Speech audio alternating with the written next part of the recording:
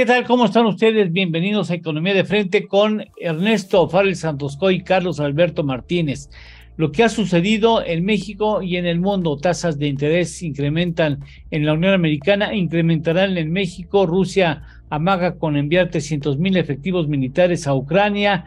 La inflación, el abasto de gas y de gasolinas en el mundo, nuevas presiones inflacionarias y más aquí en este su programa de análisis en materia económica nacional e internacional. Comenzamos.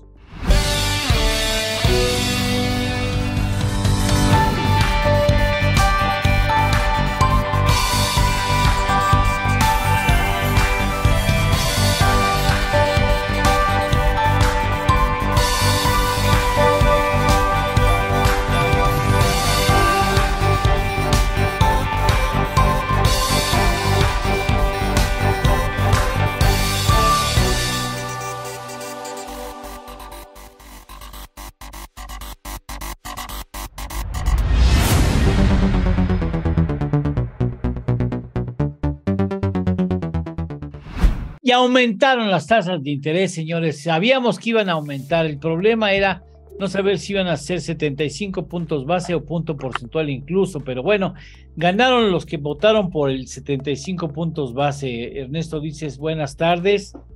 Buen día. Buenas tardes, maestro. Buenas tardes, maestra. Gracias, Carlos Alberto Martínez. Muchas gracias. Carlitos, ¿cómo está usted? A ver, muy bien, gracias a Dios, bien, aquí. ¿Usted la tarea? Sí. Ernesto. Yo sí hice la tarea. Sí, me imagino que de chiquito fuiste así, un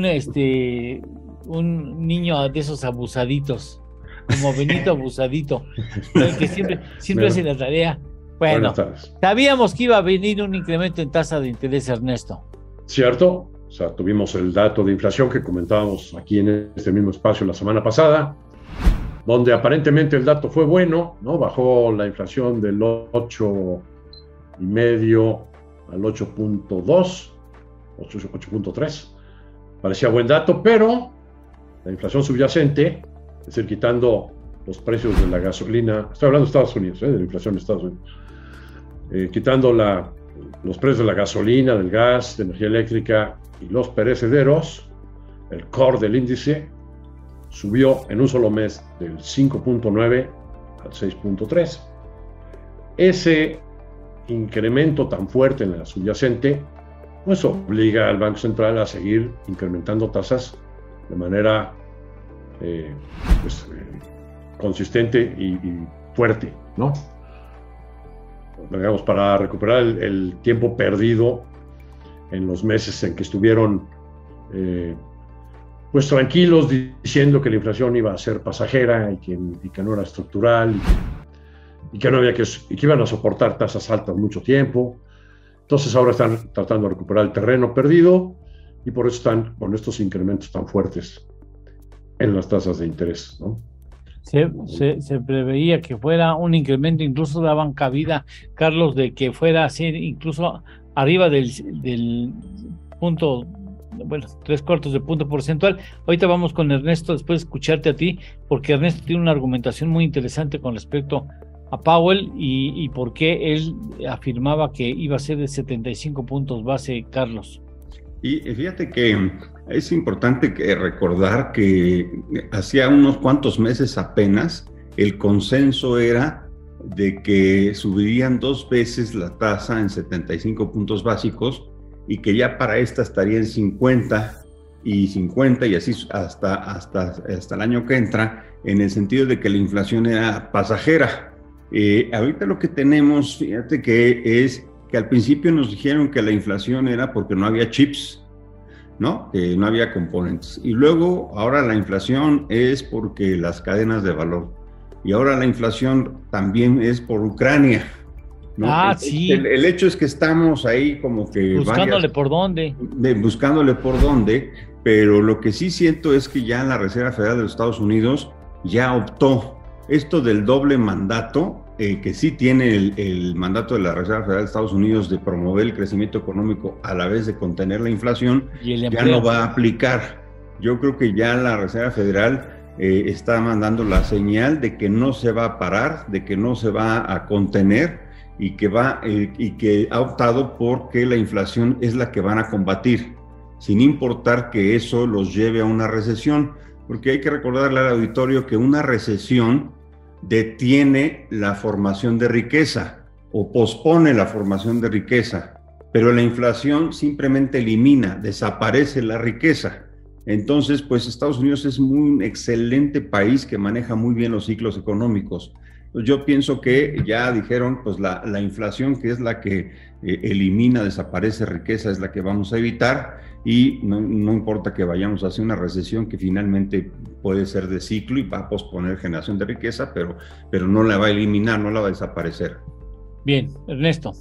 Sí, bueno, pues cuando se implementaron por primera vez este tipo de políticas en Estados Unidos por el señor Ben Bernanke, al poco tiempo de tener las tasas muy abajo y estar creando dólares en cantidades impresionantes, de repente un día salió sorpresivamente al mercado, estoy hablando de mayo del 2011, a los medios a anunciar que la Reserva Federal estaba ya pensando en empezar a cerrar la llave de la creación de dinero.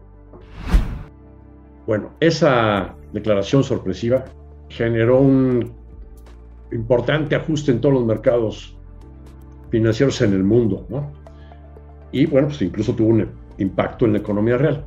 Entonces, a partir de ahí, a la Reserva Federal no le gusta dar sorpresas, y contrario a lo que antes se hacía, que se pensaba que la política monetaria tenía que ser sorpresiva para que tuviera un impacto real en los agentes económicos y en la economía, sí. Pues ahora más bien se prefiere pues ser muy, muy abierto y muy, digamos, predecible para que no haya sorpresas y que no se generen ajustes importantes en los mercados. Entonces, me parece que el señor Jerome Powell es de esa nueva corriente de pensamiento, y por lo tanto pues no le gusta dar sorpresas, y un incremento de 1 punto en la tasa de interés pues sí hubiera sido sorpresivo, y por lo tanto pues hubiera generado ajustes importantes en los mercados, ¿no?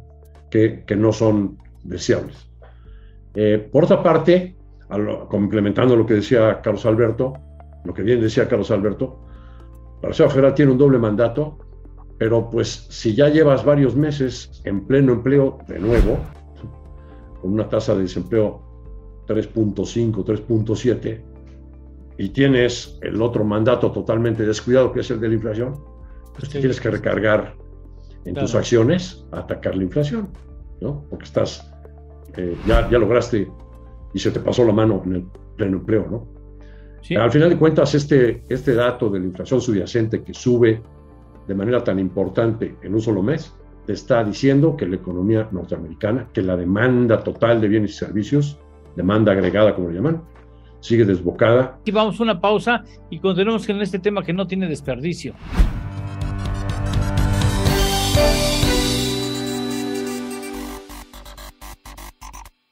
¿Quieres cumplir con toda la legislación fiscal, laboral, contable, corporativa, de seguridad social y recursos humanos en tu empresa? Parece mucho, pero no estás solo. idconline.mx y todas sus herramientas son el sitio para ti. Herramientas como calculadoras, indicadores financieros, salarios mínimos, cuotas de seguridad, impuestos sobre nómina, newsletter, infoflash y descarga de formularios. Entra hoy mismo a IDC Online y descubre todas las herramientas que podrás usar para empoderar tu negocio. IDC Online. Lleva tu empresa al siguiente nivel.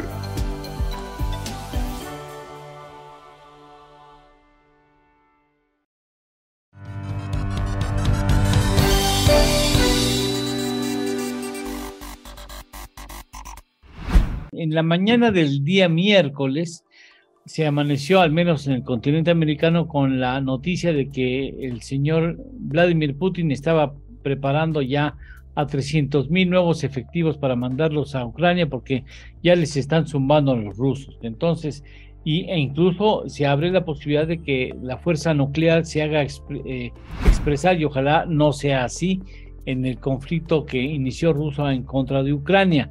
Esto incrementó el precio del petróleo, con la idea de que se vendría una mayor demanda de petróleo y que se mantendría una relativa escasez en el mercado. Pregunto, ¿una idea de escalar la violencia ayuda a pensar que la inflación va a ser mayor, Carlos Alberto? ¿De que habrá mayores presiones inflacionarias?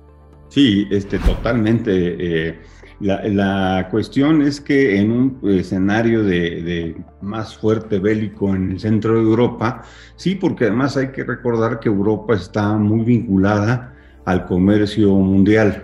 Entonces todos sabemos las marcas alemanas, italianas, francesas, españolas, invaden con sus productos todo el mundo, y entonces sí estaría muy afectado, sobre todo porque es el principal abastecedor de energía hacia Europa, entonces Rusia. Por lo tanto, sí creo que eso va a contener. Y una cosa importante que va a aumentar las presiones en la inflación, una cosa muy importante aquí es ver que no, en estos conflictos geoestratégicos, no se van a detener bajo ninguna circunstancia. O sea, no hay manera de que Estados Unidos, Rusia, Europa, China digan, ay, no, pues mira, estamos saliendo de una pandemia, ay, apenas la recuperación se está dando, ay, que mira que cuántos pobres hubo a raíz del COVID, ay, vamos a esperar el ciclo inflacionario, el ciclo recesivo. No, pues ellos van a seguir hasta donde dé, y pues yo pienso que sí se complica ahí más la existencia hacia Europa. Lo que pensábamos que ya se iba a ir tranquilizando, puede aumentar otra vez el riesgo. Este asunto que menciona Carlos, Ernesto, ¿nos acaba pegando a México? Desde luego que sí. Estamos en una economía de las más abiertas del mundo, estamos integrados al mercado norteamericano a través del TEMEC. Pues lo que pasa en Europa, bueno, además tenemos un tratado de libre comercio que no hemos aprovechado del todo con la zona euro, pero desde luego que nos impacta por todos lados, ¿no? Quisiera complementar también lo que comentó Carlos Alberto con el hecho de que hay que anotar que pues en una reunión reciente pues tanto el presidente de China, Xi Jinping, como el de India y de Turquía, Erdogan, que pues digamos que se consideraban países que estaban apoyando al señor Putin. Sí. Pues como que ya le dijeron, oye, pues no vas para ningún lado con eso. No estamos del todo de acuerdo con que sigas tratando de invadir Ucrania. Por otra parte, la economía de Rusia, bueno, esa está destrozada completamente, ¿no? Con caída del PIB de más de 10%, con una inflación desbocada, una macro devaluación, con todos los canales de acceso al mercado financiero cerrados. Ahora, quisiera preguntarles, a ver, independientemente de esto de Powell, más aparte de los 300,000 nuevos efectivos rusos que irían a hacer vacación bélica en Ucrania, ¿esto cómo nos va a afectar, Carlos? ¿Cómo afectará a la economía mexicana? Por lo pronto la va a afectar con una mayor incertidumbre. Porque precisamente pues ya cuando es un escenario bélico de más magnitud de lo que hemos visto hasta ahorita, pues todo el mundo evidentemente pues se pone nervioso y no se sabe cuáles van a seguir los siguientes pasos militares, políticos, por lo tanto sociales, y finalmente impactando lo económico. Ernesto. Bien, hay efectos directos también inmediatos, como es el alza del precio del petróleo, del gas. Hay que recordar que Europa no tiene suficientes proveedores de gas, y entonces sí corremos el riesgo, por ejemplo, de que pues, los americanos aprovechen y surtan más gas para allá y nos dejen de surtir lo suficiente a nosotros. ¿Tú crees que podría darse ese así? Es un escenario probable, sí. Sí, que tuviéramos aquí racionamiento de gas y entonces problemas en la generación de electricidad, porque el principal consumidor del gas que importamos pues son las plantas de generación híbridas de la Comisión Federal de Electricidad, que trabajan en base a gas, ¿no? Y el gas no lo generamos nosotros, lo importamos todo, 90% de Estados Unidos. Claro. De la misma cuenca Shell, de donde probablemente le surtirían a Europa, ¿no? Aunque están tratando de descongestionar el bloqueo a Irán, para que surta de nuevo petróleo. Pues todavía no ha habido avances ahí, ¿no? Entonces también el petróleo sube el precio de la gasolina, y pues eso tiene un impacto en todo el mundo en cuanto a más inflación. Y en México, pues el gobierno mexicano está aplicando un subsidio flexible, ¿no? Entonces, a la medida que subiera de nuevo el precio de la gasolina, pues otra vez tendría que ir reduciendo, o sea, aplicando los incrementos en el precio de exportación de crudo a aplicarlos al mayor subsidio del precio de la gasolina.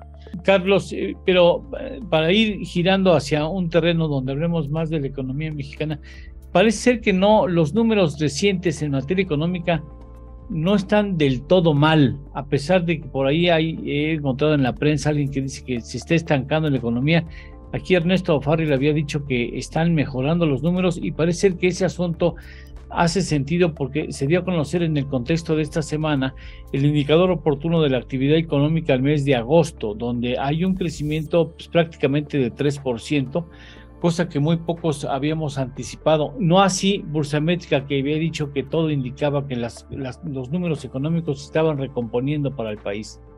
Y en efecto salió el dato de la actividad económica del INEGI, y sí, pues 2.9%. Sube a 3. Exacto, entonces pues yo, en un mes, por supuesto, obviamente ahí el tema es...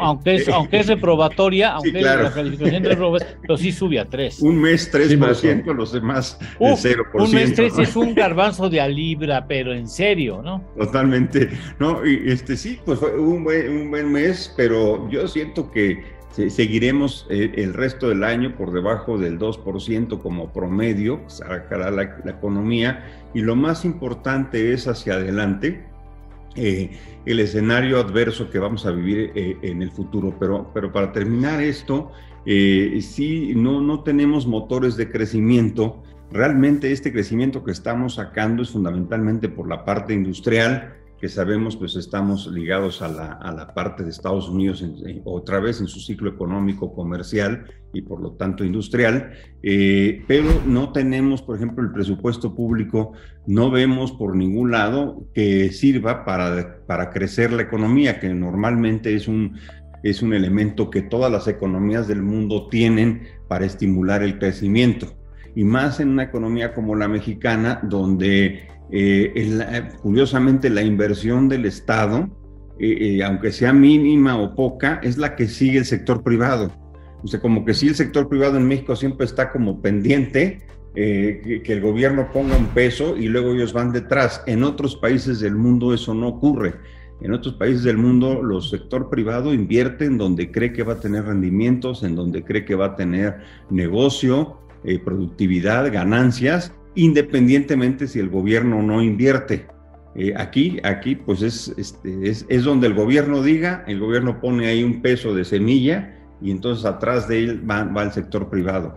Entonces, como el gobierno no está invirtiendo salvo en 3 proyectos de infraestructura, pues el sector privado también, con eso y el Estado de Derecho que no se ha cumplido, pues no hay inversión. Entonces, si no tenemos inversión y el presupuesto público no funciona como detonante de crecimiento, pues no veo que haya más capacidades para crecer en la economía en este año y en el año que entra.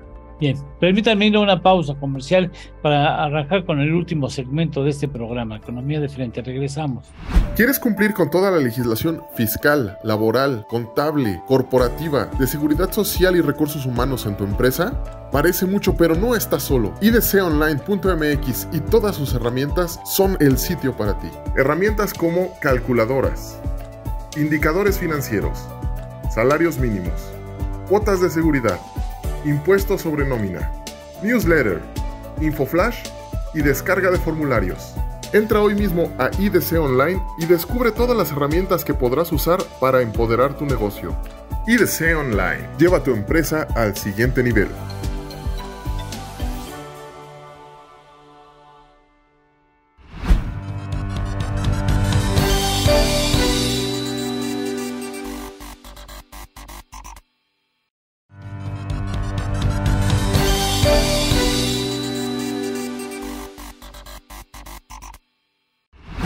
Bien, entonces vamos a retomar esos números. Parece ser que están bien, a pesar de que la prensa dice que la economía mexicana está estancada. No, pues lo que dice Bursamétrica y lo que afirman también los propios datos oficiales son que no, que más bien hay un buen nivel económico hacia el mes de agosto, al menos.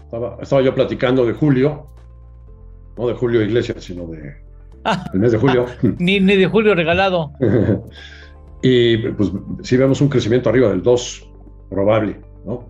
Y luego para agosto, INEGI ya nos dijo que ellos lo ven en 2.9 y nosotros lo vemos en 3.2, también ligeramente arriba de lo que lo ve INEGI.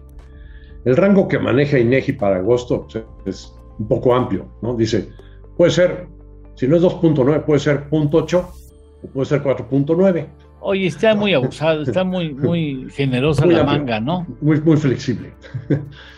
Pero nosotros sí vemos probabilidades de que se dé ese 3. Ahora, a lo que decía Carlos Alberto, bueno, ¿y por qué está subiendo si no tenemos motores, si no tenemos inversión internamente? Bueno, pues es que por un lado sí están las exportaciones y por otro lado están las remesas familiares, sí, que están creciendo 16% anual. En cuanto a las exportaciones y cómo están impactando en la economía, quisiera agregar un ingrediente más. Sí hubo cierta mejoría en los suministros en la industria manufacturera recientemente. Como prueba de ello, te doy los datos de la industria automotriz mexicana para el mes de agosto. La producción de automóviles creció 31% anual. Agosto contra agosto del año pasado, la producción de automóviles. Las exportaciones de automóviles, principalmente casi todas al mercado norteamericano, crecieron 16%. Las ventas internas de automóviles también aumentaron 16% anual. Luego tenemos las cifras de ventas de la ANTAD. En julio subieron casi 4% en términos reales y en agosto crecieron menos, pero 3% en términos reales. Las ventas de las cadenas a tiendas comparables con el año pasado, sin considerar nuevas tiendas y quitando la inflación, están creciendo de esa forma, gracias a las remesas. En el empleo, otras cifras ahí sorprendentes. En un solo mes, en el IMSS, se inscribieron 157,000 nuevas personas que consiguieron trabajo en la economía formal. 157,000 plazas en un solo mes, en el mes de agosto. Pues sí está habiendo alguna reanimación de la actividad económica que viene de afuera, como bien apunta Carlos Alberto, pero se está dando afortunadamente en nuestro país, a pesar de todo. ¿Se puede sentar también economía mexicana, Carlos? ¿Se puede llegar a sentarse?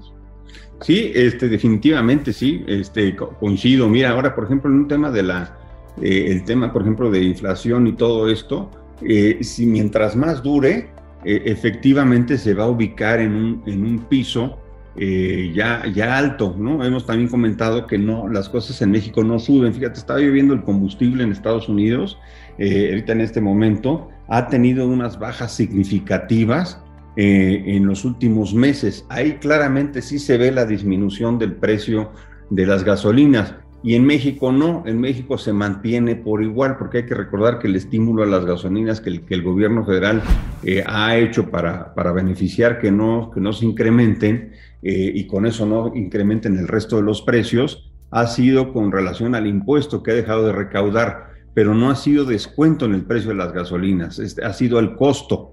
Entonces, una vez que esto se estabilice, no hay manera de que baje el precio de la gasolina. En todo caso, pues se mantendrá en el mismo precio cuando los precios empiecen a disminuir. Si es que disminuyen ahorita con lo que está pasando en Rusia, no sabemos cómo va a venir la cosa, pero si eso fuera, en México no esperaríamos disminuciones de precios tan importantes como las que vemos en otras economías.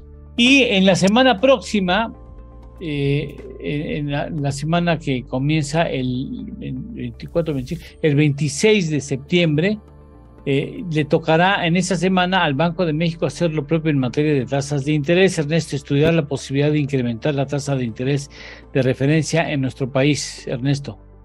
Pues sería que primero hablara Carlos Alberto, ya que él fue integrante del Banco de México. Mira, el Banco de México, a diferencia de Estados Unidos, tiene un solo mandato, que es el que en general tienen los bancos centrales del resto del mundo, que es contener la inflación o, digamos, mantener el valor de la moneda, de nuestra moneda, en este caso el peso, es mantener su valor contra otras monedas, por supuesto, pero también contra los bienes y servicios que se mercadean en la economía mexicana, es decir, que nos siga alcanzando para lo que solemos comprar y consumir los mexicanos. Ese, digamos, es su mandato. Ahora, en ese orden de ideas, durante muchísimos años, la Reserva Federal siempre el Banco de México siempre ha estado alineado a la Reserva Federal por la relación peso-dólar, que es muy importante en general con todo el mundo, pero en el caso de México es muy importante el dólar, porque es nuestro vecino y porque el 80% de nuestro comercio al exterior se va hacia Estados Unidos. Entonces, lo más probable es que el Banco Central mínimo se ajuste al ciclo de la Reserva Federal, como lo ha venido haciendo, y aumente 75 puntos básicos, aunque sí hay ya quien empieza a ver que podría ser un aumento del 1% o más. ¿Por qué? Porque esto te protegería de presiones contra el tipo de cambio. Ernesto. Complemento lo que comenta Carlos Alberto. Además de tratar de mantener un buen premio en la tasa de interés en pesos en relación a la tasa de interés en dólares, pues también ha habido inflación adentro en nuestro país, ¿no? También vemos a la inflación subyacente subir y subir, ¿no? No para de aumentar mes a mes desde junio del 2020 y ya está rebasando el 8%. Y la inflación general pues alcanza el 8,70%, a pesar de que en Estados Unidos ya hemos visto inflaciones, por ejemplo, al productor a la baja en los últimos 2 meses. Sí es probable que veamos en el Banco de México la semana entrante un incremento de 0,75 puntos, pero también vamos a ver en las siguientes fechas calendarizadas, las siguientes en noviembre, probablemente incrementos adicionales de 0,75 puntos, y la tasa puede estar terminando, la tasa de referencia del Banco de México, en 10,25, un cuarto por ciento en este año. Ya se nos llegó el final del programa. Muchas gracias, Ernesto Fárez Santoscoy. Gracias a ustedes. Hasta la próxima semana, gracias. Carlos Alberto Martínez, muchas gracias. Gracias a ustedes. Gracias, hasta la próxima semana aquí en Economía de Frente. Gracias, hasta la próxima.